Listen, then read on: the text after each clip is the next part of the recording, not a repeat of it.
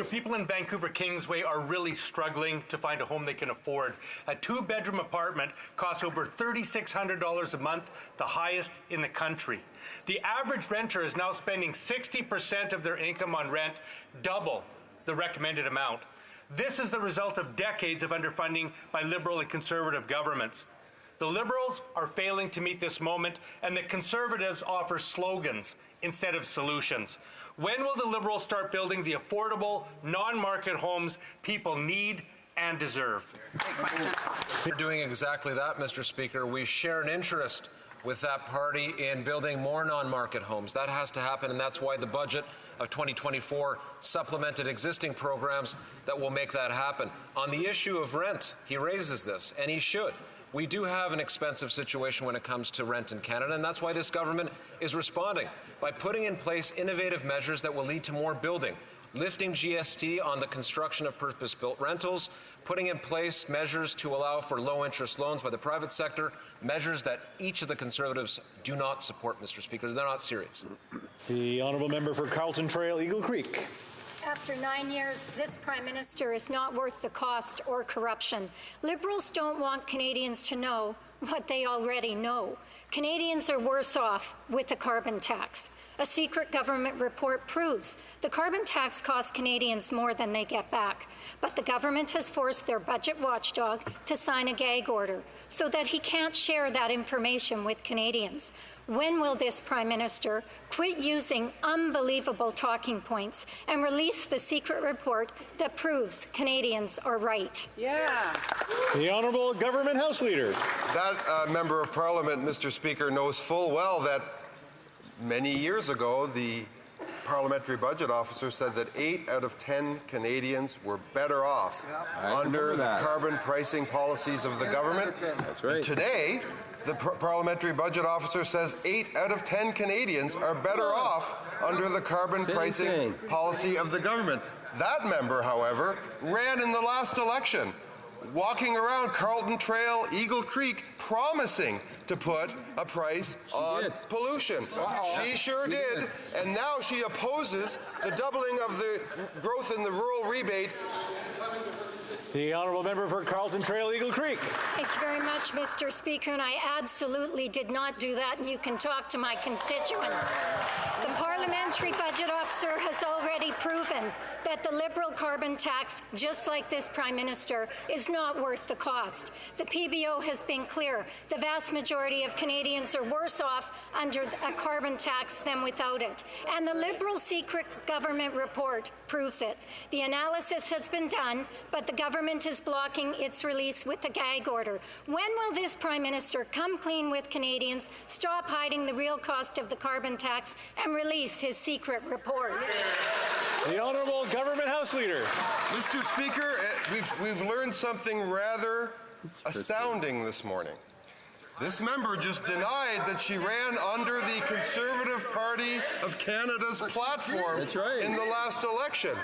Yeah. However, there she sits as a member of the Conservative caucus. I think Canadians can now ask any member over here, what parts of the Conservative platform in the upcoming election will they be subtracting themselves from? Question. Will they be disassociating themselves from?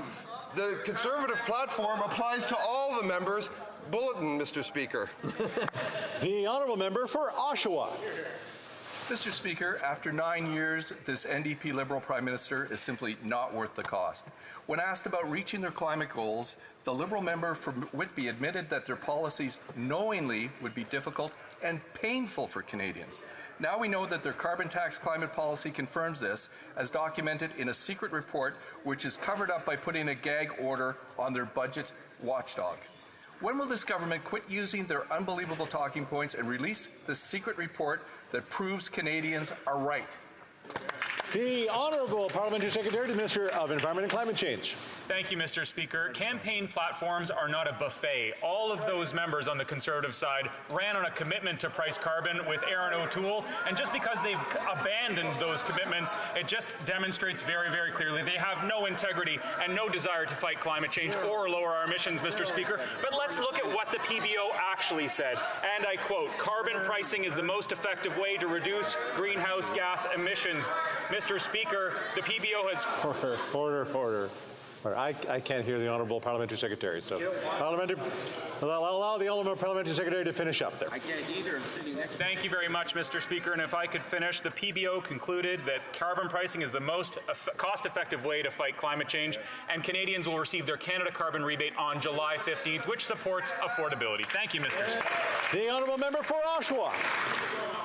Mr. Speaker, I guess this member ran on a platform of record cover-ups and corruption. Because Canadians are sick and tired from this NDP Liberal government, they silence anyone who doesn't go along with their narrative.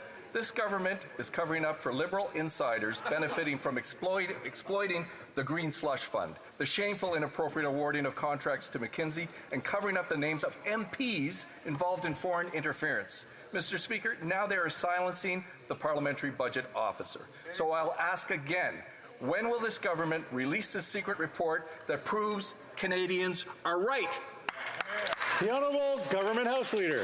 Well, that member knows full well the PBO said a long time ago 8 out of 10 Canadians were better off. And today, he says that 8 out of 10 Canadians are better off. But my question for the Honourable Member over there, because now that we have a la carte election platforms, I'd like to know if he approves the leader's affirmations with respect to contraception, with respect to a woman's right to choose, and while he's at it, he could maybe explain to this House what was discussed at that lunch with the extreme right German legislator that he attended. The Honourable Member for Calgary Confederation. Mr. Speaker, Canadians trust the independent and impartial Parliamentary Budget Officer. This is likely because the PBO shows their homework instead of relying on the old just trust me routine. We also know, because of the PBO, that there exists government data showing what the true cost of the carbon tax is, but this Liberal NDP government doesn't want to show their homework. It is contained in that secret report. In fact, the Liberals have gone so far as to gag the PBO from telling Canadians about it. Why don't they just release the report? The Honourable Parliamentary Secretary to the Minister of Environment and Climate Change. Thank you, Mr. Speaker, except that's not what the PBO did, and that's not what the PBO said. What the PBO said back on April 17th is that they overestimated the economic cost of climate change. That means that all of those acts, the tax rallies, are based on faulty math, Mr. Speaker. This is just another reason for Conservatives to deny climate change. Denying the effectiveness and proven impact of carbon pricing is another form of climate change denial, Mr. Speaker. The Canada Carbon Rebate will be in mailboxes and bank accounts on July 15th, Mr. Speaker. We support fighting climate change and affordability on this side. The Honourable Member for Calgary Confederation. Mr. Speaker, Canadians want to see that secret report from the PBO on the true costs of the carbon tax. Canadians no longer trust this government. They no longer trust this MP. They no longer trust the Prime Minister. Canadians want the data. They want the facts, and they will determine the truth. Canadians don't believe that they are better off because of this carbon tax. They are struggling daily to survive. Why doesn't this government trust Canadians to make a fair assessment and release that secret report on the true costs of the carbon tax? Let's have a review of what the PBO actually has said. So in Power and Politics, Mr. Giroux said carbon pricing is seen by most economists as the most cost-effective way of reaching levels of carbon emissions reductions. Just recently on March 27, 2024, at OGO Committee, Yves Giroux also said there is a wide consensus among economists, and he said, I am an economist, that carbon pricing is an effective way of reducing carbon emissions. Mr. Speaker, Mr. Giroux has claimed over and over again, reiterated, that carbon pricing... Mr. Speaker, the Minister of Employment has a 50% stake in a shady company that has been ordered by Alberta courts to pay $7.8 million for ripping off clients. Someone at the company named Randy is implicated in a $500,000 fraud. Now, the Minister claims he isn't that Randy. Okay, but like the company has 5 employees and no one can find that Randy. So if the Minister isn't that Randy, who is? The Honourable Government House Leader. Mr. Speaker, as we all know, Canada has among the stringent conflict of interest and ethics dispositions and measures in the world. Ministers are expected to comply with all of those, and the minister answered that specific question yesterday. The honourable member for St. Albert Edmonton. Mr. Speaker, yesterday the minister claimed he isn't that Randy on the basis that he turned over his phone records. The minister did no such thing. Rather, he very conveniently turned over the records of a single device. So, can the minister confirm that the device he turned over, the records of the device that he turned over, are from the minister's business burner phone? The honourable government house leader. Mr. Speaker, we were all here yesterday when the minister gave a comprehensive response to the very thing the member raises, so I can only refer him to that statement. The honourable member for Calgary Nose Hill. I mean, it's a little sus, right? Like, come on. I mean, you've got a numbered company, a 50% stake, and then a mysterious other Randy stepping up to take the blame. I guess, did the minister bother asking the employment minister who the other Randy was, what his last name was, before he held the bag for him today? Thank you. The honourable government house leader.